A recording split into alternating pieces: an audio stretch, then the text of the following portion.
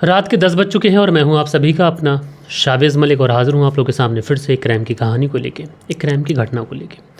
दोस्तों, आज के दिन की कहानी पर मैं आप लोग को लेके चलूं, लेकिन उससे पहले एक बड़ी अपडेट बिहार से आ रही है। वो थोड़ी सी खबर जो है मैं आप लोग को सुना देता हूँ, और इस कहानी के बारे में जैसे ही सारी डिटेल्स निकल के आएगी तो इसको कहानी के रूप में भी मैं आप लोग को सुनाऊँगा। दरअसल पटना के अंदर जानीपुर एक इलाका लगता है। ये जानीपुर इलाका है।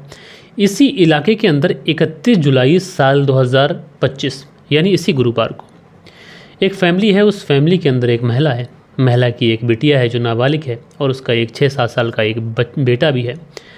अच्छा, इसी 31 जुलाई गुरुवार वाले दिन ये जो महिला थी, ये चूँकि एम्स में कार्यरत थी, वहीं पर स्टाफ के रूप पे काम किया करती थी, तो वहीं पर गई हुई थी। और जैसे ही ये अपने घर लौट कर आती है शाम को, और जैसे ही घर का दरवाज़ा खोलती है तो ये आश्चर्यचकित रह जाती है। इसके पांव तले से ज़मीन खिसक जाती है। दरअसल जिस घर के अंदर ये अपने 2 बच्चों को हंसता खेलता छोड़कर गई थी, उसका पूरा संसार उजड़ चुका था। जो घर में वो नाबालिग बेटी थी, ऑलमोस्ट जवान ही थी, और एक बेटा भी था। इन दोनों की अधजली अवस्था में डेड बॉडी पड़ी हुई है। देखते ही देखते ये जो खबर थी आस पड़ोस के लोगों को पता चलती है। देखते ही देखते लोगों का एक हुजूम उमड़ पड़ता है। पुलिस तक बात पहुंचती है। पुलिस की टीम को जब ये सूचना मिलती है कि इस तरीके से फला फला जगह पर घर के अंदर एक नाबालिग लड़की और एक लड़के की डेड बॉडी अधजली अवस्था में मिली है, पुलिस भी इस पूरे मामले को बहुत ज़्यादा गंभीरता से लेती है। एक टीम का गठन किया जाता है। लेकिन पुलिस जब तक इस पूरे मामले में छानबीन शुरू करती, जब तक इस पूरे जिस इलाके की ये बात है, इस पूरे इलाके के अंदर मामला जो था वो पॉलिटिकल भी होने लगता है। मामला इतना ज़्यादा बढ़ जाता है कि रोड पर धरना प्रदर्शन जैसी जो चीज़ें होती हैं वो भी होने लगती हैं। लेकिन पुलिस इसमें अपना काम कर रही थी। और आखिरकार दोस्तों, पुलिस जब अपनी मेहनत से कामकाज करती है तो पता चलता है कि इस महिला के साथ में जो दूसरी और महिला काम किया करती थी, उसका ही एक बेटा है जिसका नाम शुभम है। वो शुभम अक्सर इस महिला के घर पे आया जाया करता था। पुलिस को अपने मुखबिरों से और तमाम डिटेल्स में ये पता चला कि जो शुभम है, ये इस नाबालिग लड़की को एक तरफा प्यार किया करता था। इस नाबालिग लड़की से उसने अपनी मोहब्बत का इजहार किया था, अपने दिल की बात बताई थी। लेकिन वो जो लड़की थी उसने इसकी मोहब्बत को एक्सेप्ट नहीं करा था, और उसने कह दिया था कि वो पढ़ना चाहती है, अपने परिवार के साथ रहना चाहती है, परिवार की इज्जत से नहीं खेलना चाहती। और शुभम जो था वो इस समय जो पुणे में रह रहा था, पुणे में अभी की बात है, पुणे में रह रहा था। पुणे से लौट के आता है। इसी 31 जुलाई को एक परचूनी की दुकान से कैरोसिन ऑयल खरीदता है, और कैरोसिन ऑयल खरीदने के बाद में ये अपने एक दोस्त रोशन को अपने साथ लेता है और उसी घर में पहुंचता है। और पहुंचने के बाद में जब ये लड़की दरवाज़ा खोलती है तो इस घर में एक छोटा बच्चा भी था, उसके ऊपर ईंट पत्थर से हमला करता है। बाद में इस लड़की की गला दबाकर हत्या करता है। एंड हत्या करने के बाद में सबूत को छुपाने के लिए इस बच्चे की और इस लड़की की डेड बॉडी को वहीं पर डालकर कैरोसिन ऑयल छिड़क कर उन दोनों के शवों को आग लगा देता है। बहरहाल दोस्तों, पुलिस ने शुभम और रोशन को अरेस्ट कर लिया है। इस पूरे मामले के अंदर अभी क्या कुछ हो सकता है, अभी छानबीन जारी है। लेकिन बड़ी हैरानी होती है इस तरीके के केसेस सुनकर। एक लड़की जो अपनी पढ़ाई कर रही है, अपने परिवार के साथ में अच्छी भली ज़िंदगी गुजार रही है, ऐसे ही कोई अजनबी लड़का उसको प्यार करने लगता है। वो उससे अपनी मोहब्बत का इजहार करता है। लड़की मना कर देती है, जो कि उसका अधिकार है। वो चाहे तो प्यार करे, वो चाहे तो ना करे, इसमें किसी का उसके ऊपर कोई फोर्स नहीं है। लेकिन जब लड़की इनकार करती है तो लड़का पागल हो जाता है। वो चाहता है कि अगर ये लड़की उसकी नहीं हुई तो फिर किसी की नहीं होगी। उसके बाद में ये पुणे चला जाता है, और पुणे से एक दिन लौट कर आता है प्लानिंग के तहत, चूँकि उसको इस लड़की को मारना था, उसकी हत्या करनी थी। और इसी 31 जुलाई साल 2025 यानी अब से महज आप लोग देखेंगे तो आज कितनी तारीख हो गई, आज तारीख 3 हो गई। तो अभी बस 3 दिन पहले की बात है, गुरुवार वाले दिन की बात है। और उसके बाद में ये कैरोसिन ऑयल उसकी डेड बॉडी पर छिड़क कर वहाँ पर आग लगा देता है। बहरहाल दोस्तों, इन दोनों लोगों को, शुभम और रोशन को, किस तरीके की सज़ा मिलनी चाहिए ये आप लोग मेंशन ज़रूर करिएगा कमेंट्स में। और दोस्तों, आज की जो कहानी मैं आप लोग को सुनाने जा रहा हूँ, ये कहानी अपने आप में ऐसी कहानी है कि वैसे तो आज के इस दौर में हमारा जो मीडिया है हर छोटी सी छोटी घटना को कवर करता है। जब से क्राइम रिपोर्टिंग लोगों ने करना चालू की है, जब से अब जो हमारा नेशनल मीडिया है वो भी क्राइम रिपोर्टिंग पकड़ता है, छोटे मोटे केस को भी पकड़ता है। अच्छा, इसमें एक अच्छी पहल भी है। मैं तो चाहता हूँ कि सारे लोग किसी भी क्राइम को, कोई भी ऐसा क्राइम ना हो जो मीडिया तक ना पहुँचे, क्योंकि अगर केस हाईलाइटेड होता है तो जो क्रिमिनल होता है वो बच नहीं पाता। और इसी तरीके से जो क्राइम होते हैं, ये क्राइम रेट कम भी हो सकते हैं। तो ये एक ऐसा केस था जो शायद ही लाइमलाइट में बहुत ज़्यादा कम आया। हालांकि इसमें कुछ पुलिस वालों की भी मौत हुई थी, कुछ अन्य लोगों की भी मौत हुई थी। साल 1999 का ये पूरा केस था। हालांकि इसके ऊपर एक पिक्चर भी बनी थी, लेकिन पिक्चर के अंदर भी शायद उतनी ऑथेंटिक चीज़ें नहीं दिखाई गई जिससे आप इस केस के बारे में कुछ जान सकें। तो ये पूरा केस मैं आप लोग को सिलसिलेवार तरीके से सुनाऊंगा। आज साल 2025 आ गया है और साल 2025 में ये केस मैंने आप लोग को सुनाना है। तो आप लोगों से रिक्वेस्ट है हमेशा की तरह कि अगर आप लोग चैनल पर पहली बार आए तो चैनल को सब्सक्राइब करें, बेल आइकन को प्रेस करें, ताकि हम जो भी क्राइम स्टोरीज आप लोगों तक लेके आते हैं आप लोगों तक वो पहुँचें, आप लोग टाइम टू टाइम उसको देखते रहें, जब समय मिले आपको तब देखें। और आप लोगों से रिक्वेस्ट ये भी है कि आप लोग वीडियो को लाइक और कमेंट्स ज़रूर किया करें, क्योंकि आपका एक लाइक, आपका एक कमेंट्स मुझे मोटिवेशन देता है, मानो जैसे वो मेरे लिए एक गिलास ग्लूकोज का काम करता है। तो फिर चलते हैं, इस कहानी की शुरुआत करते हैं। दरअसल दोस्तों ये बात है 10 जनवरी साल 1999 की। 10 जनवरी साल 1999 को सुबह के तकरीबन 10 बजे के आसपास का समय होता है और सुबह के 10 बजे दिल्ली के पुलिस कंट्रोल रूम में एक व्यक्ति का फ़ोन आता है। फ़ोन करने वाला व्यक्ति बताता है कि साहब, जहाँ पर मैं हूँ यहाँ पर एक एक्सीडेंट हो गया है और शायद यहाँ पर एक्सीडेंट काफ़ी ज़्यादा ख़तरनाक है। अब चूँकि सुबह 10 बजे का मामला और ठंड का मौसम, तो ऐसे में पुलिस भी शायद थोड़ी सी अपनी गर्मी वगैरह ले रही होगी। और वहीं पर जो जगदीश पांडे जी होते हैं पुलिस ऑफिसर, वो फ़ोन उठाते हैं। फ़ोन उठाने के बाद में वो पूछते हैं कि क्या मामला है, कौन एक्सीडेंट में किसकी कितनी चोट लगी है। अच्छा, जो फ़ोन करने वाले व्यक्ति थे ये लगभग 3 व्यक्ति थे। पुलिस वाले इनको समझाते हैं, ढांढस बताते हुए कहते हैं कि तुम ठीक से बताओ कि कौन व्यक्ति है, किसके चोट लगी है। तो जो तीनों व्यक्ति होते हैं उसमें से एक व्यक्ति बताता है कि साहब, लगभग 6 से 7 लोगों का एक्सीडेंट हुआ है और इसमें कुछ पुलिस वाले भी हैं, कुछ आम नागरिक हैं। और जहाँ तक मेरी नॉलेज की बात है तो मुझे ऐसा लग रहा है कि 3 से 4 लोग इसमें इनकी मौत हो चुकी है। अब पुलिस इस तरीके का मामला सुनती है कि इसमें आम लोग भी हैं, पुलिस वाले भी हैं, तो ये किस तरीके का एक्सीडेंट है, क्या मामला है। और अच्छा, ऐसा मामला हो गया तो पुलिस को कानो कान खबर भी नहीं है। लिहाजा जो जगदीश पांडे सर होते हैं वो तुरंत जो PCR वैन होती है उसमें बैठते हैं और अपनी टीम को लेकर सीधा उस जगह पर पहुंचते हैं, क्योंकि एड्रेस वगैरह उससे सब ले लिया था। एड्रेस बताया था उसने लोधी रोड का। और लोधी रोड के लिए जो जगदीश पांडे जी होते हैं पुलिस की टीम के साथ में वहाँ निकलते हैं। वहाँ पर पहुँचने से पहले एम्बुलेंस वगैरह को भी कॉल कर दिया जाता है, ताकि वहाँ तक जब तक हम पहुँचे वहाँ पर एम्बुलेंस भी पहुँच जाए और अगर कोई व्यक्ति जीवित हो तो कम से कम उसको बचाया जा सके। दोस्तों, जब ऑफिसर जगदीश पांडे जी वहाँ पर पहुँचते हैं तो देखते क्या है कि 2 लोग बहुत ही ज़ख्मी हालत में पड़े हुए हैं और देखने से ऐसा लग रहा है कि शायद इनकी मौत हो चुकी है।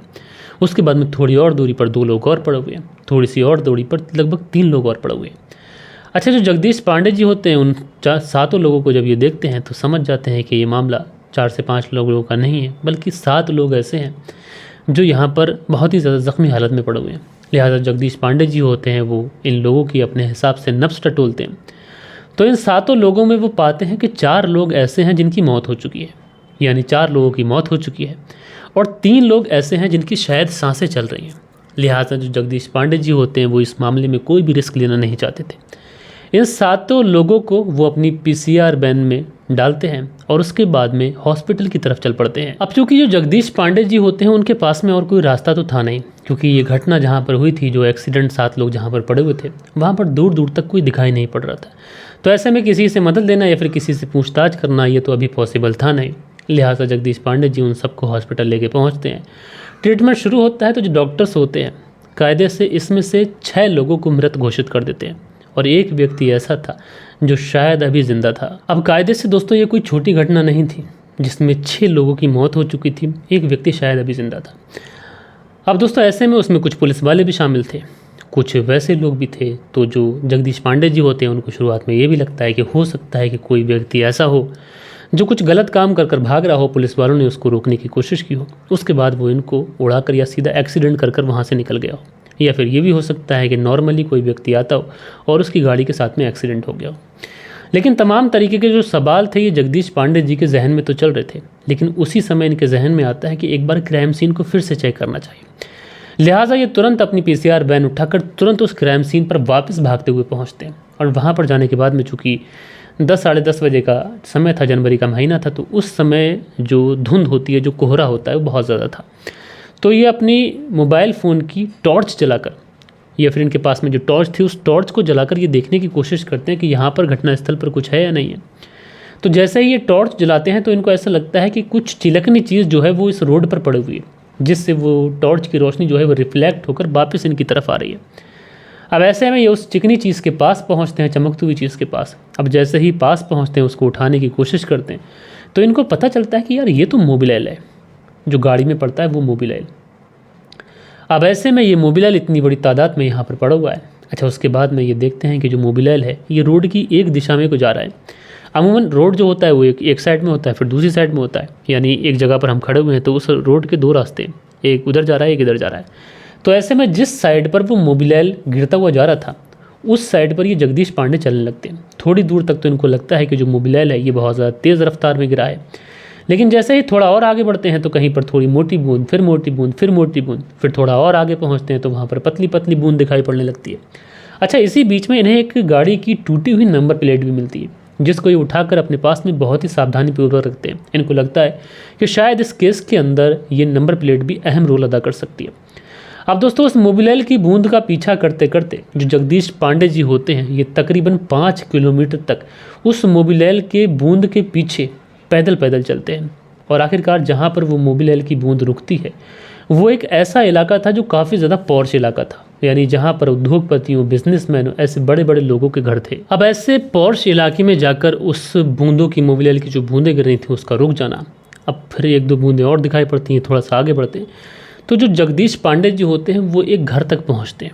उस घर का जो गेट था बहुत ही आलीशान गेट, यानी बहुत ही बड़ा अरबपति किसी व्यक्ति का वो घर था।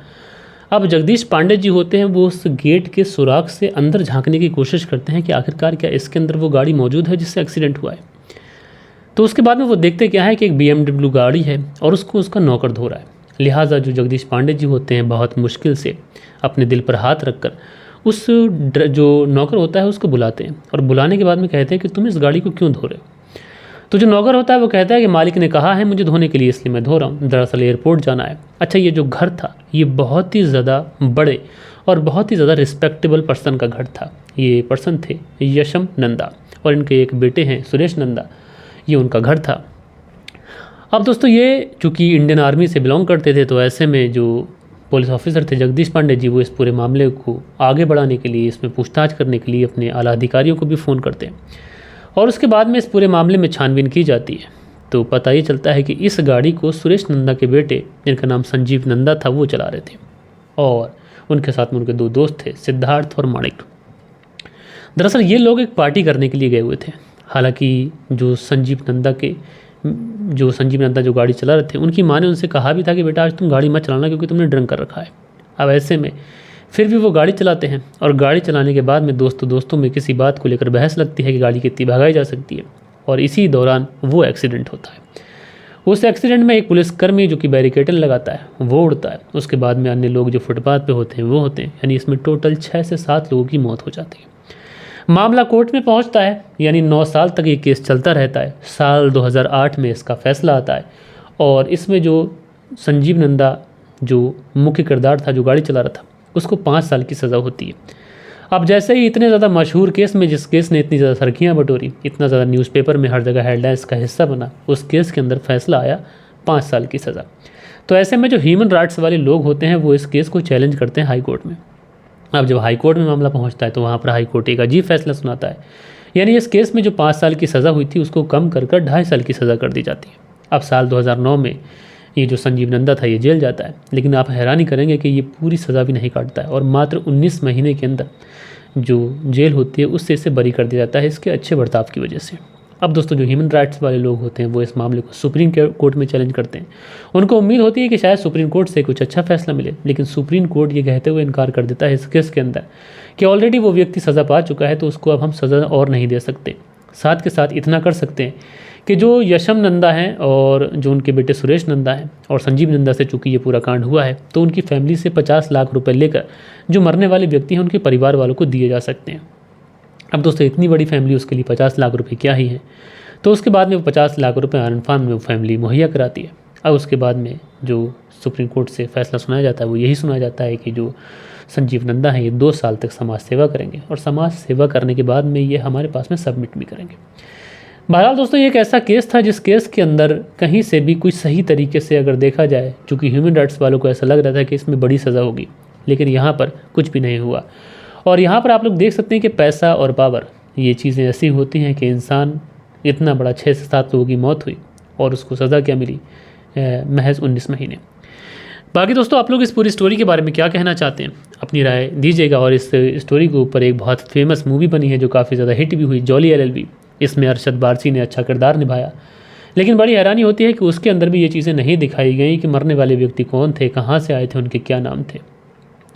बहरहाल तो दोस्तों कल के दिन आप लोगों के जो कमेंट्स आए हैं, वक्त होता है कि आप लोगों के कमेंट्स पढ़ लिए जाए। और जो कमेंट्स आए उसमें पहला कमेंट्स है दिलबाग खैरा का। ये लिखते हैं कमेंट पढ़ना अनिवार्य है क्या, तभी व्यू नहीं आते हैं। तो ठीक है, आज से हम कमेंट्स पढ़ना बंद कर देते हैं। और दोस्तों अगर आप किसी के बर्थडे, किसी के ऐसी चीज़ें होंगी तो वो जो आप विश करेंगे तो वो मैं आप लोगों को सुनाऊंगा। तो आज के इस वीडियो में मैं आप लोगों से राय भी मांगूंगा कि कमेंट्स पढ़ना अनिवार्य है या फिर कमेंट्स पढ़ने चाहिए या फिर नहीं पढ़ने चाहिए। तो आप लोग राय ज़रूर दीजिएगा। बाकी दोस्तों मिलते हैं कल के दिन किसी और स्टोरी के साथ में। जब तक के लिए अपना ख्याल रखिएगा, देश का ख्याल रखिएगा, परिवार के रिश्तों की अहमियत को समझिएगा। जय हिंद, जय भारत।